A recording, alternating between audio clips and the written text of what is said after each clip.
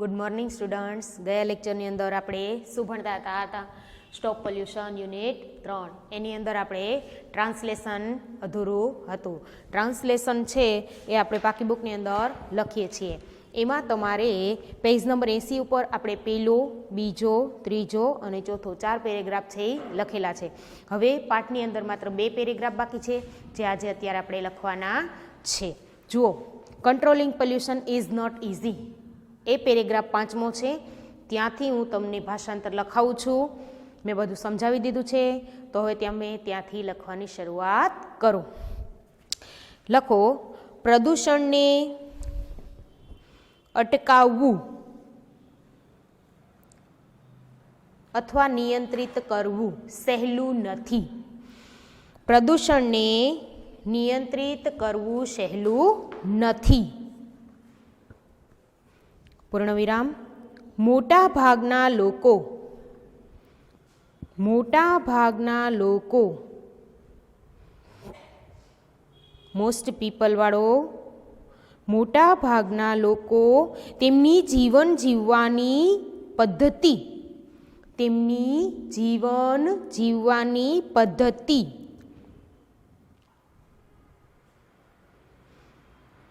બદલાવવાનું અઘરું પડે છે.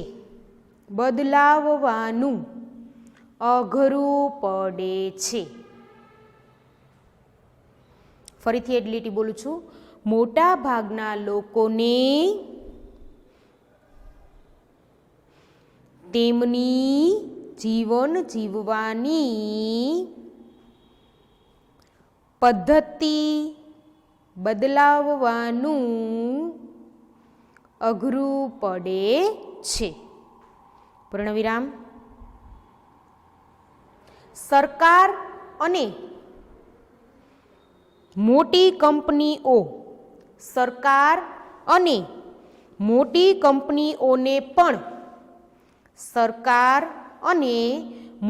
કંપનીઓને પણ સુધારાઓ કરવાનું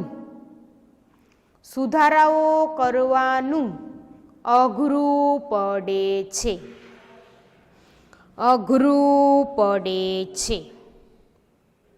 કારણ કે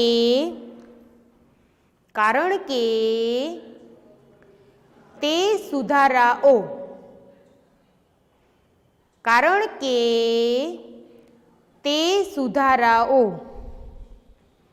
ઘણીવાર લોકોમાં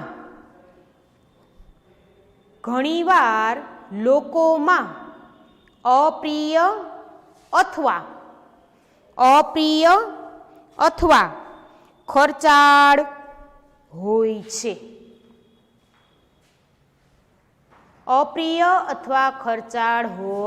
છે. પેરેગ્રાફ પાછો બોલું છું. પ્રદૂષણને નિયંત્રિત કરવું સહેલું નથી.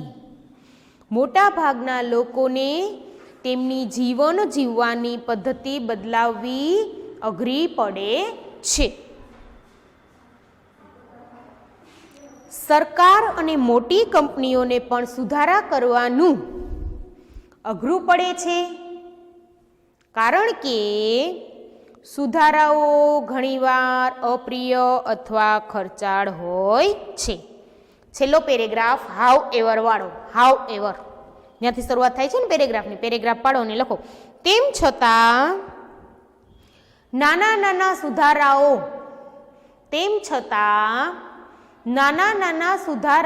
પણ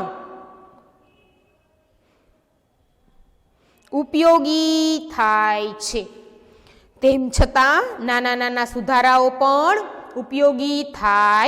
છે.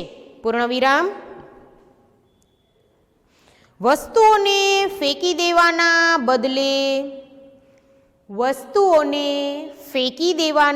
બદલે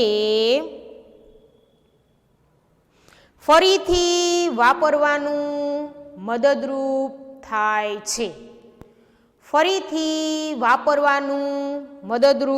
થાય છે. એ જ લીટી પાછી બોલું છું. વસ્તુઓને ફેંકી દેવાના બદલે ફરીથી વાપરવાનું મદદરૂપ થાય છે. પૂર્ણવિરામ. પાણીનો ઉપયોગ ઘટાડવો કે પાણીનો ઉપયોગ ઘટાડવો કે તેને ફરીથી ઉપયોગમાં લેવું કે તેને ફરીથી ઉપયોગમાં લેવું તે ઉપયોગી નીવડે છે તે ઉપયોગી નીવડે છે પાછી એ જ લીટી પાણીનો ઉપયોગ ઘટાડવો કે તેને ફરીથી ઉપયોગમાં લેવું તે ઉપયોગી નીવડે છે પૂર્ણવિરામ હવે આ પાઠની છેલ્લી લીટી છે એમાં જ છે ભવિષ્યમાં લોકો સ્વચ્છ ઉર્જાના સ્વરૂપો જેવા કે પવનથી ઉત્પન્ન થતી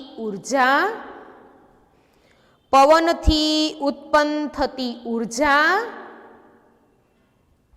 અને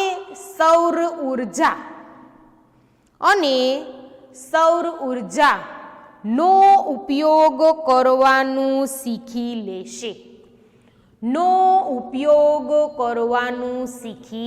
લેશે આ પેરેગ્રાફ પાછો એકવાર બોલી જાઉં છું કંઈ રહી ગયું હોય તો તમે ચેક કરી લેજો તેમ છતાં નાના સુધારાઓ પણ ઉપયોગી બને છે અથવા ઉપયોગી થાય છે વસ્તુઓને ફેંકી દેવાના બદલે ફરીથી વાપરવાનું મદદરૂપ થાય છે પાણીનો ઉપયોગ ઘટાડવો કે તેને ફરીથી ઉપયોગમાં લેવું તે ઉપયોગી નીવડે છે ભવિષ્યમાં લોકો સ્વચ્છ ઉર્જાના સ્વરૂપો જેવા કે પવનથી ઉત્પન્ન થતી ઉર્જા અને સૌર ઉર્જાનો ઉપયોગ કરવાનું શીખી લેશે અહીં તમારા યુનિટ 3 સ્ટોપ પોલ્યુશન પાઠનું ભાષાંતર પૂરું થાય છે હવે પાઠ્યપુસ્તકની અંદર પેજ નંબર 81 એમાં આ પાઠ આધારિત એક્સરસાઇઝ આપેલી છે એક્સરસાઇઝ એ જ મેં બોર્ડ ઉપર લખેલી છે અહીં પહેલી એક્સરસાઇઝ છે એની સૂચના આપણે પાઠ્યપુસ્તકમાંથી વાંચીશું એ સૂચના સમજવા માટે તમારા દરેકનું ધ્યાન એક્સરસાઇઝ ક્વેશ્ચન 1A તમારી આંગળી એમાં હોવી જોઈએ ટીક રાઈટની નિશાની છે કે સાચાની નિશાની કરો ઇન ધ બોક્સ આ જે બોક્સ આપેલા છે ને એમાં સાચાની નિશાની કરો ધ વર્ડ શબ્દ નિયરેસ્ટ નજીકનો ઇન મીનિંગ અર્થ ધરાવતો ટુ ધ અંડરલાઇન્ડ પાર્ટ રેખાંકિત શબ્દ ઓફ ધ સેન્ટેન્સ વાક્યમાંના એટલે આ વાક્ય છે એનું રેખાંકિત શબ્દો એટલે કે લીટી દોરેલા શબ્દો અંડરલાઇન પાર્ટ એ અંડરલાઇન પાર્ટ છે એના જેવો જ મિનિંગ ધરાવતો શબ્દ આ જે અંડરલાઇન પાર્ટ છે એના જેવો મિનિંગ ધરાવતો શબ્દ હોય એ શબ્દની સામે જે બોક્સ છે એમાં તમે રાઈટની નિશાની કરો એવું કહેવા માંગે છે બરાબર તમારે વાક્ય વાંચવાનું છે વાક્યમાં અંડરલાઇન કરેલો પાર્ટ છે એ પાર્ટનું પહેલા ગુજરાતી કરવાનું પછી એના જેવો જ અર્થ ધરાવતો શબ્દ આ ચારમાંથી કયો છે તેના બોક્સમાં રાઈટની નિશાની કરો સમજાઈ ગઈ તમને સૂચના બરાબર એવા કુલ આપણને 4 વાક્ય આપેલા છે એ ચારે 4 વાક્ય મેં બોર્ડ ઉપર લખેલા છે પહેલું બીજું ત્રીજું અને ચોથું પહેલામાં વોઝ સ્પ્રેડ બીજામાં કમ્સ આઉટ ત્રીજામાં ઓલમોસ્ટ ઇમ્પોસિબલ અને ચોથામાં use them in different forms આ શબ્દોના ગુજરાતી કરવામાં અને પછી ચારેય જે આપણને ઓપ્શન આપેલા છે એમાંથી સાચો જે એના જેવો જ મિનિંગ ધરાવતો હોય તેમાં રાઈટની નિશાની કરવાની ચાલો એ મેં બોર્ડ ઉપર લખેલા છે બેઠે બેઠા તમારા પાઠ્યપુસ્તકમાં છે એ જ એટલે દરેકનું ધ્યાન અહીં દરેકે લખવાનું છે સમજવાનું પણ છે અને પાકું કરવાનું છે પહેલું ક્વેશ્ચન 1A નો પહેલો ધ કેટ એટલે બિલાડી જમ્પડ કૂદી ઉપર ધ ગ્લાસ ઓફ મિલ્ક, દૂધના ગ્લાસ. બિલાડી દૂધના ગ્લાસ પર કૂદી, એટલે કે બિલાડીએ દૂધના ગ્લાસ પર કૂદકો માર્યો. The milk, દૂધ was spread all over the floor of the kitchen. Of the kitchen એટલે રસોડાના, ફ્લોર એટલે ભોંયતળિયા પર, એટલે આ જે નીચે આપણે લાદીને હોય ને એના ઉપર. ઓલ ઓવર એટલે બધે જ, ચારે બાજુ. વોઝ એટલે હતું અને સ્પ્રેડ એટલે ફેલાવવું. શું કહે છે? દૂધ રસોડાના ભોંયતળિયા પર બધે જ ફેલાઈ ગયું હતું. આખું વાક્ય શું કહે છે? કે બિલાડી દૂધના ગ્લાસ ઉપર કૂદી, એટલે કે બિલાડીએ દૂધના ગ્લાસ પર કૂદકો માર્યો. દૂધ રસોડાના ભોંયતળિયા પર ચારે બાજુ ફેલાઈ ગયું. વોઝ સ્પ્રેડ, ફેલાઈ ગયું. હવે એના જેવો જ અર્થ ધરાવતો શબ્દ સ્પિલ્ટ, SPILT. સ્પિલ્ટ એટલે મેં સામે એનું ગુજરાતી લખેલું છે ઢોળાયું. જે નવા સ્પેલિંગ છે ને, કે જે તમને સ્પેલિંગની અંદર નહોતા, મેં તમને જે આ પાઠ સ્ટાર્ટ કર્યો ત્યારે જે સ્પેલિંગ લખાવ્યા એની અંદર આ સ્પેલિંગ નહોતા ને, એ મેં સામે લખેલા છે, એટલે લખીને પાકા કરી લેવાના છે. SPILT, સ્પિલ્ટ એટલે ઢોળાયું, દૂધ ઢોળાયું હતું ને. પછી ડમ્પડ, ડમ્પડ એટલે કચરો કે કાટમાં નાખ્યો. પછી વેસ્ટેડ, વેસ્ટેડ એટલે વેડફાયું કે બગાડ્યું. પછી સોઇલ્ડ, સોઇલ્ડ એટલે મેલું કર્યું, ગંદુ કર્યું. હવે શું થાય છે? દૂધ છે એ રસોડાના ભોંયતળિયા પર ઢોળાયું, એટલે પેલું ઓપ્શન આવશે સ્પિલ્ટ. તેમાં તમે રાઈટની નિશાની કરો. થઈ ગયું? હવે બીજું, વેન જ્યારે there is lot of pressure. Pressure એટલે દબાણ, ઇઝ એટલે છે, ઇનસાઇડ એટલે અંદર, એ કુકર એટલે કુકરની. શું કહે છે?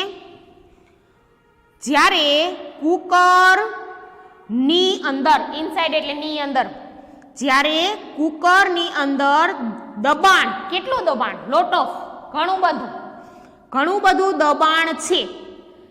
કોઈ પણ કુકર છે એને ગેસ ઉપર ચડાવેલું છે અને એમાં સીટી ભરાય છે, એટલે એમાં દબાણ ભર્યું કહેવાય.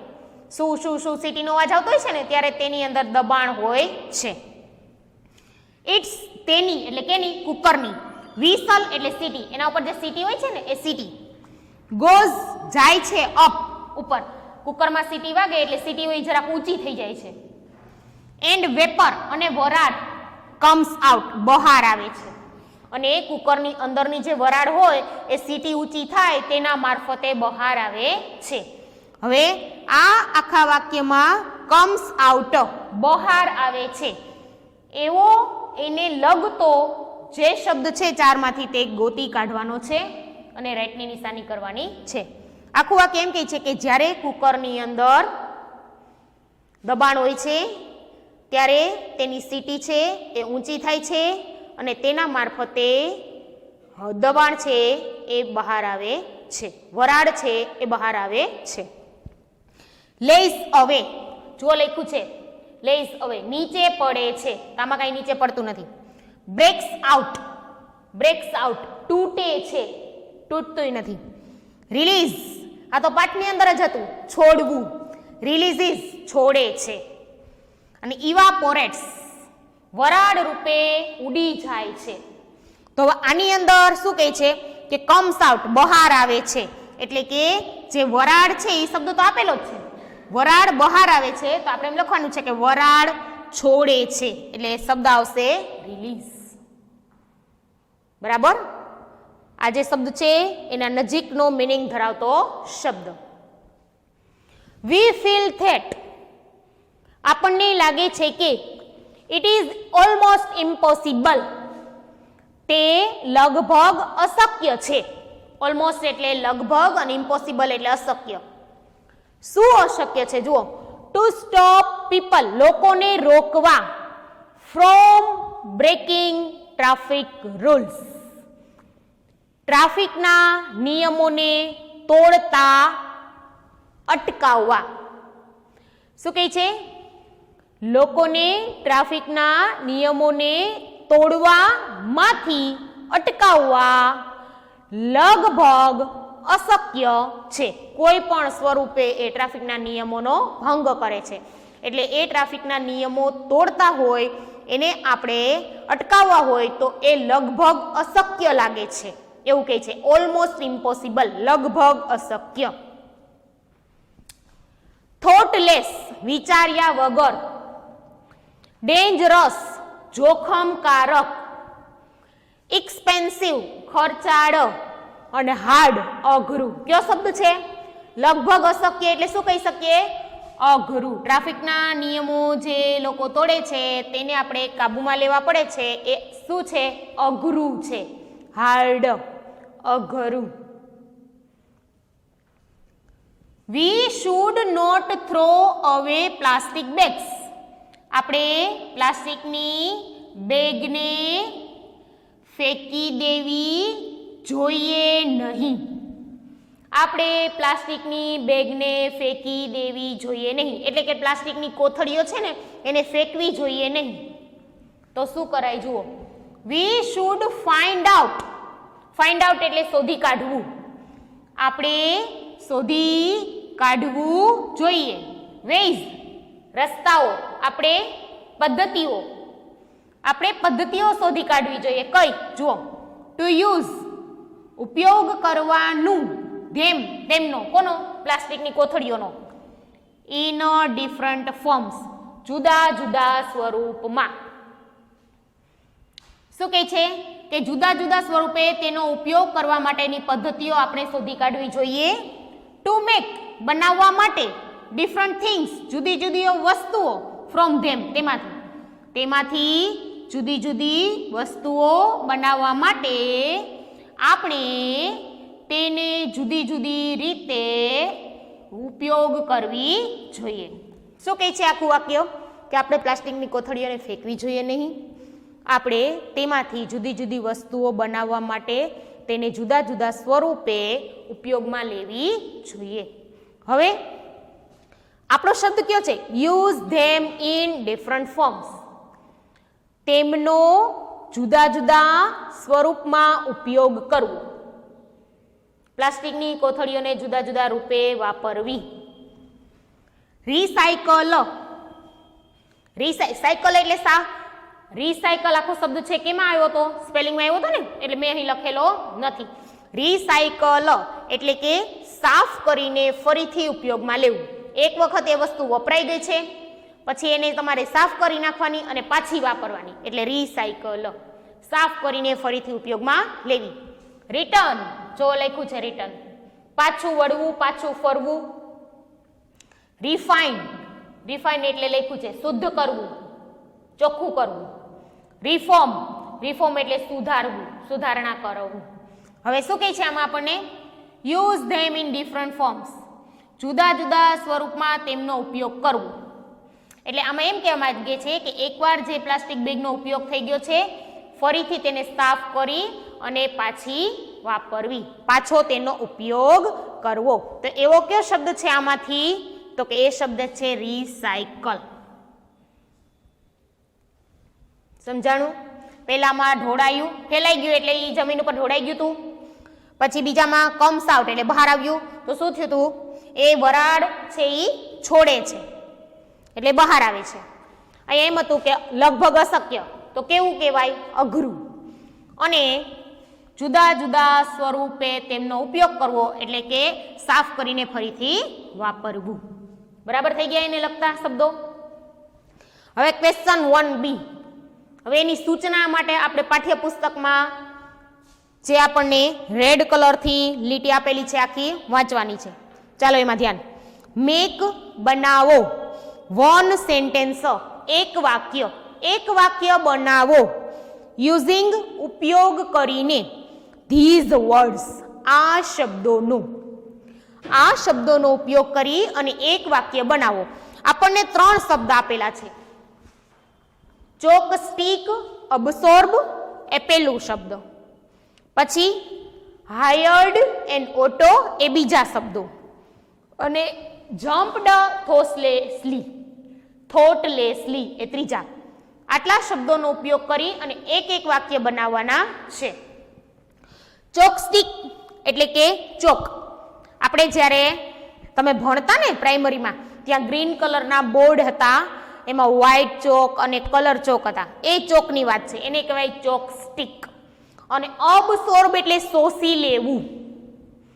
અબસોર્બ એટલે શોષી લેવું. હવે આ બંને શબ્દનો ઉપયોગ કરીને આપણે વાક્ય બનાવવાનું છે. ચોક હોય એના ઉપર કોઈ પણ પ્રકારનું પ્રવાહી નાખો એટલે એ ચોક છે એ શોષી લે છે. શોષી લે છે ને, તો એવું વાક્ય બનાવી શકીએ. પછી હાયર્ડ પાઠની અંદર આવેલું છે. હાયર્ડ એટલે શું? પૈસા આપીને કામ કરવા માટે રોકેલું. આપણે કોઈ પણ વ્યક્તિને એમ કહીએ કે તમે મને આટલું ઓફિસ છે એ સાફ કરી દો, હું તમને આટલા પૈસા આપીશ, તો એને કહેવાય કે આપણે હાયર્ડ કરેલા છે. આમાં શું કરેલું છે જુઓ, હાયર્ડ એન ઓટો, રિક્ષા ભાડે કરેલી રિક્ષા. એટલે કે ભાડું એટલે પૈસા જ આપવા થયું ને, એટલે પૈસા આપીને ભાડે કરેલું. એટલે આ વાક્યની અંદર તમારે રિક્ષા ભાડે કરી અને કોઈ પણ સ્થળે જાઓ એટલે તમારું વાક્ય બની જાય. પછી જમ્પડ એટલે કૂદ્યો, થોટલેસલી એટલે વિચાર્યા વગર કૂદ્યો અથવા વિચાર્યા વગર કૂદી. શું કહે છે કે રાજુ વગર વિચારીએ ઝાડ પરથી કૂદ્યો, તો વગર વિચારીએ આવી ગયું અને કૂદ્યો આવી ગયું. એવી રીતે એક એક સેન્ટેન્સ બનાવવાના છે. ચાલો હવે તમે 1B ચોકસ્ટિક અબસોર્બ આ શબ્દની નીચે તમે આખું વાક્ય મારી સાથે લખો. ધ ચોકસ્ટિક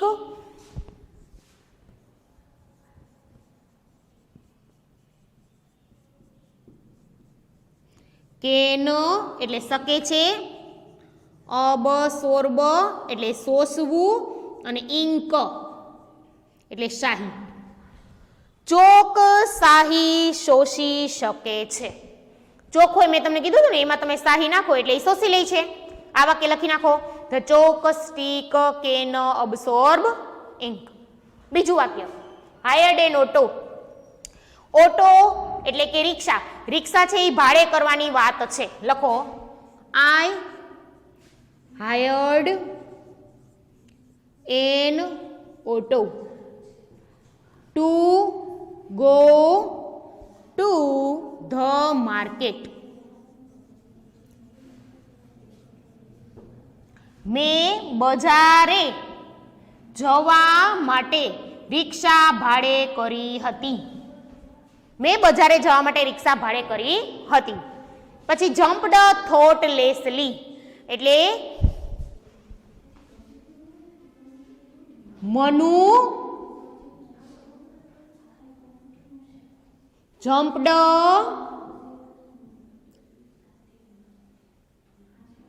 થોટલેસલી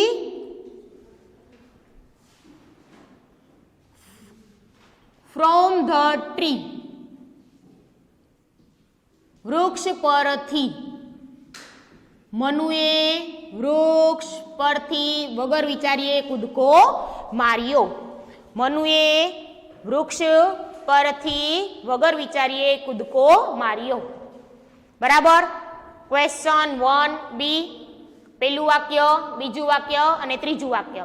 આ બે શબ્દ આપેલા હતા, એના ઉપરથી એક એક વાક્ય બનાવવાના હતા જે આપણે પૂરા કર્યા છે. હવે ક્વેશ્ચન 2A. ક્વેશ્ચન 2A ની સૂચના વાંચું છું. આન્સર જવાબ આપો ઇન વન વર્ડ. એક શબ્દમાં જવાબ આપો. તમને પ્રશ્ન પૂછેલા છે, એ પ્રશ્નોની સામે ખાલી જગ્યા આપેલી છે. એ ખાલી જગ્યામાં તમારે માત્ર જવાબ લખવાનો છે, આખું વાક્ય લખવાનું નથી. જો મેં લખ્યું છે પહેલો પ્રશ્ન, બીજો, ત્રીજો, ચોથો અને પાંચમો. 5 પ્રશ્નો દેખાય છે, એ જ બોર્ડમાં લખેલા છે. એમાં સામે ખાલી જગ્યા આપેલી છે, મેં અહીં નીચે કરેલી છે. ચાલો એ વાક્યના ગુજરાતી કરીએ અને જે જવાબના શબ્દો આવે છે એમાં લખીએ. પહેલું વાક્ય, વોટ ડુ ચૂલાસ રિલીઝ? ચૂલાની અંદર આપણે લાકડા છાણા નાખીએ તો શું થાય છે? પ્રશ્ન એમ છે, ચૂલા શું છોડે છે? ચૂલા શું છોડે છે? ચૂલા છે એ ધુમાડો છોડે છે. ધુમાડાનો સ્પેલિંગ લખો, સ્મોક, SMOKE. બીજો પ્રશ્ન, વોટ મેક્સ? શું બનાવે છે ધ એર? હવાને ડર્ટી, પ્રદૂષિત. હવાને પ્રદૂષિત કોણ બનાવે છે? હવાને પ્રદૂષિત કરનાર સ્ત્રોતનું નામ પાઠની અંદર હતા ને. પેલું તો અહીંયા જ છે સ્મોક, અને બીજું શું હતું? વાયુ. તો બંનેનું ઇંગ્લિશ લખો, સ્મોક, પછી અથવાની નિશાની કરો અને ગેસીસ. બરાબર? ધુમાડો અથવા વાયુ. What is? શું છે? ધ સોલ્યુશન, ઉપાય, ટુ થ્રો અવે થિંગ્સ. વસ્તુઓને ફેંકી દેવા માટેનો ઉપાય શું છે? તમે વસ્તુઓને નાખી દો, એટલે કે ફેંકી દો, એની જગ્યાએ એને ફેંકીએ નહીં તો શું કરવાનું? એનો ઉપાય શું છે?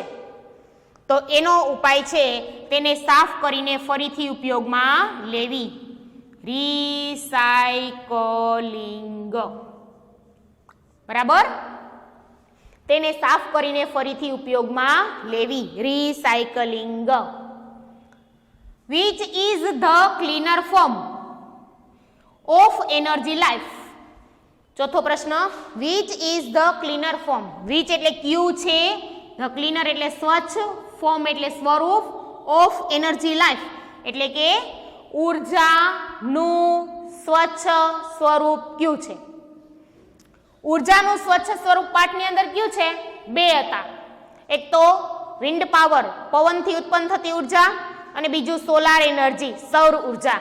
એ બંને આપણે લખીશું. લખો, સોલાર એનર્જી, સૌર ઉર્જા, વિન્ડ પાવર, પવનથી ઉત્પન્ન થતી ઉર્જા. બરાબર? ઉર્જાના સ્વચ્છ સ્વરૂપો ક્યાં છે? તો આ બંને. છેલ્લો પ્રશ્ન, what do the hired men do? ભાડે રાખેલા માણસો શું કરે છે? એટ ધ પોલ્યુટેડ સીશોર, પ્રદૂષિત દરિયા કિનારામાં. આફ્ટર ધ ઓઇલ સ્પીલ, તેલ ઢોળાયા પછી. તેલ ઢોળાયા પછી ભાડે રાખેલા માણસો પ્રદૂષિત દરિયા કિનારામાં શું કરે છે? તો કે તેને સ્વચ્છ કરે છે. એટલે એક જ શબ્દ આવશે, ક્લીન અપ, સ્વચ્છ. કમ્પ્લીટ. હવે આજના લેસનમાં તમારે આ 5 એ 5 પ્રશ્નના જવાબ છે એ પાકા કરવાના છે અને એકવાર લખવાના છે. આનાથી આગળ હવે આપણે આવતા લેક્ચરમાં મળીશું. ત્યાં સુધી ગુડ બાય સ્ટુડન્ટ્સ.